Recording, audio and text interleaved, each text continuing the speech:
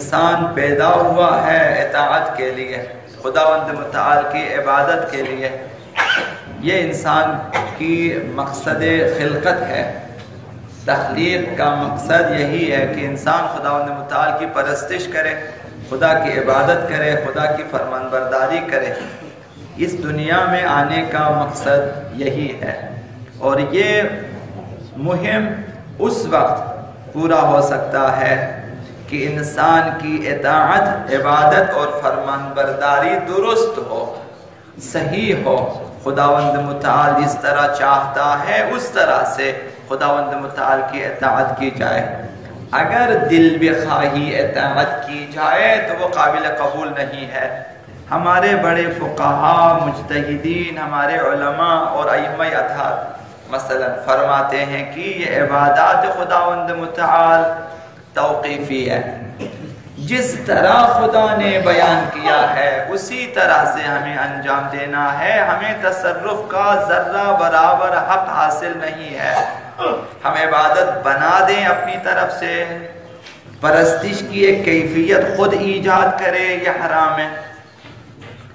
ہم نمازوں میں نہ ایک رکعت کم کر سکتے ہیں نہ زیادہ، نہ ہم ایک رکوع کم کر سکتے ہیں نہ زیادہ، ہمیں اختیار حاصل نہیں ہے۔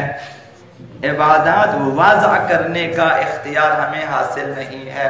تو یہ مکمل جس طرح سے وحی الہی میں بیان ہوا ہے اسی طرح سے ہمیں انجام دینا ہوتا ہے۔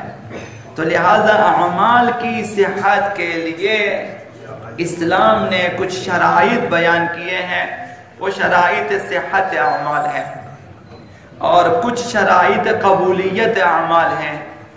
تو اولاً عبادات اور اعمال درست ہونی چاہیے، اور اس کے بعد وہ شرائط ان میں ہونی چاہیے کہ ہماری عبادتیں خداوند متعال کی بارگاہ میں قبول ہو جائیں۔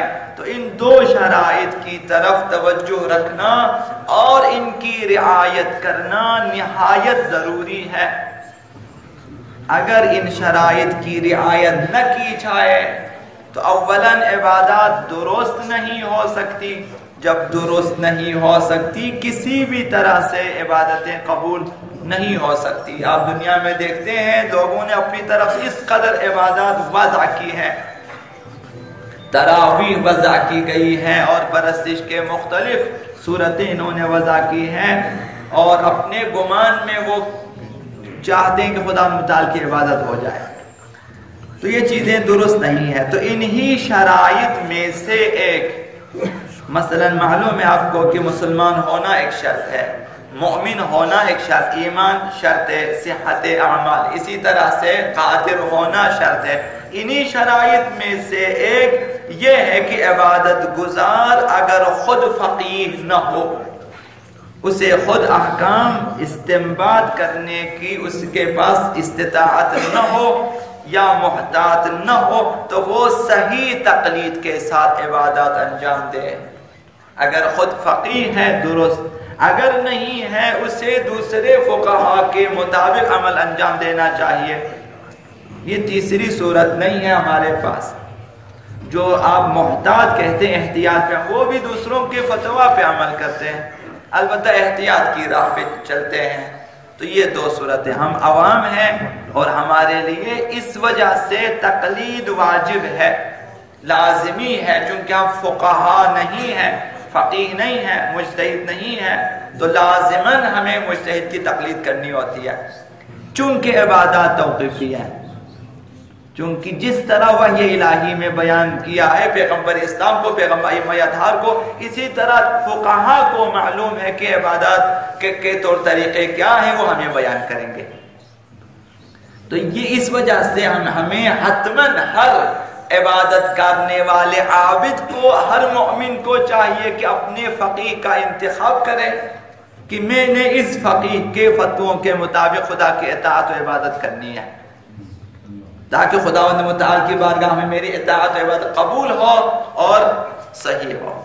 ایسا شخص تقلید نہ کرے جو خود فقیہ بھی نہیں ہے اور تقلید بھی نہیں کرتا، وہ تو ممکن ہے کہ وہ فعل حرام کا ارتکاب کرے، ممکن ہے کہ وہ کسی فعل واجب کو ترک کرے چونکہ بے خبر ہے، تقلید اس نے کی نہیں ہے، اپنی طرف سے اس نے بعض چیزیں انجام دی. ممکن ہے کہ ایک فعل حرام کو انجام دیا ہو، ممکن ہے کہ وہ اس نے ایک بڑے واجب کو ترک کر دیا ہو.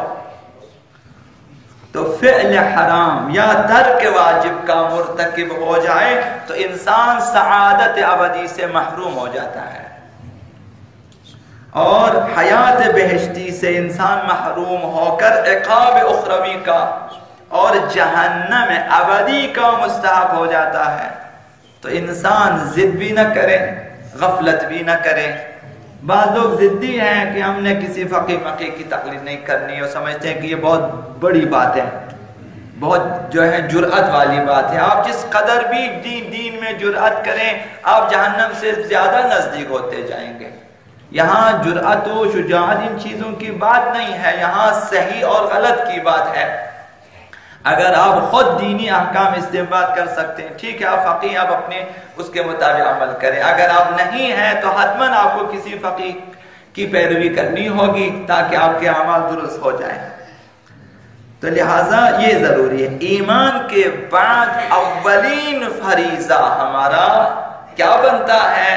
یہ کہ ہم اعلم فقیہ کو معین کریں کہ جتنے مجتہدین ہیں ان میں اپنے لیے جس کو آپ اعلم سمجھتے ہیں، سب سے زیادہ بہتر سمجھتے ہیں، اس کا آپ انتخاب کریں. پھر اس کی تقلید میں احکام شرعیہ سیکھیں، ان کے فتووں کے مطابق احکام شرعیہ سیکھیں. اور ایک شخص حکم شرعی نہیں جانتا، اسے نہیں معلوم، لیکن شرم آتی ہے. مثلا بعض لوگ کہیں کہ ہم تقلید تو کریں گے لیکن پوچھتے ہوئے یا مثلا سیکھتے ہوئے ہمیں شرم آتی ہے. یہ کوئی عذر نہیں ہے شریعت میں.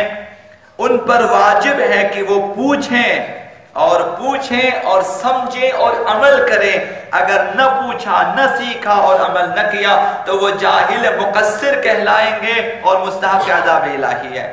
ہم میں سے سب اگر ہم پوچھ سکتے ہیں، سیکھ سکتے ہیں، نہیں پوچھتے، نہیں سیکھتے اور اس طرح ہمارے اعمال غلط ہو جاتے ہیں، ہم سب جس نے بھی نہیں پوچھا، نہیں سیکھا، وہ سب جاہل مقصر ہوں گے، اور جاہل مقصر مستحق عذاب ہے.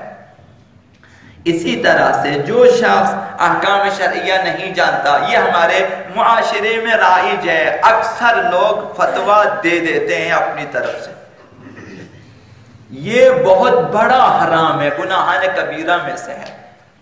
گناہان کبیرہ میں آپ سے کسی نے مسئلہ پوچھا، مجھ سے کسی نے مسئلہ میں نہیں جانتا، تو جب تک مطمئن نہ ہو، واجب ہے کہ جب تک آپ مطمئن نہ ہو کہ یہ مسئلہ اسی طرح اس وقت تک آپ کو بتانے کی اجازت نہیں ہے. اچھی بات یہ ہے کہ کہیں کہ کسی بڑے سے پوچھیں، کسی جاننے والے سے پوچھیں، ہم سے نہ پوچھیں. دوسروں کی عبادات اور اعمال کے بارے میں فتوے جاری نہ کریں، یہ حلال ہے، یہ حرام ہے، یہ جائز ہے، یہ ناجائز ہے، اس طرح نہ بتائیں لوگوں کو جب تک آپ 100% آپ مطمئن نہ ہوں کہ حکم شرعی اس طرح سے ہے. تو لہٰذا جب تک مطمئن نہ ہو جواب دینا حرام ہے. اگر یاد نہ ہو تو کہے کہ میں نہیں جانتا، اس میں کوئی شرم والی بات نہیں ہے، تاکہ وہ شخص کسی اور سے پوچھے. اگر مسئلہ نہ جانتے ہوئے بھی اپنی طرف سے کوئی جواب دیا تو یہ شخص مقصر ہے اور یہ شخص گناہ گار ہے اور سزا و عذاب الہی کا مستحق ہو جائے گا. تو لہذا اولاً اپنے لیے واجب ہے کہ پوچھیں فقہاء سے اور ان کی تقلید میں اپنے اعمال انجام دیں. دوماً اگر کسی نے پوچھا، جب تک آپ کو 100% معلوم نہ ہو کسی کو حکم شرعی بیان نہ کریں. جب تک آپ کو بیان اور واضح اور سمجھانے کی آپ کے پاس جو ہے استطاعت نہ ہو، بیان نہ کریں، ورنہ آپ ذمہ دار ہوں گے اور قیامت کے دن عذاب الہی کے مستحق ہو سکتے ہیں.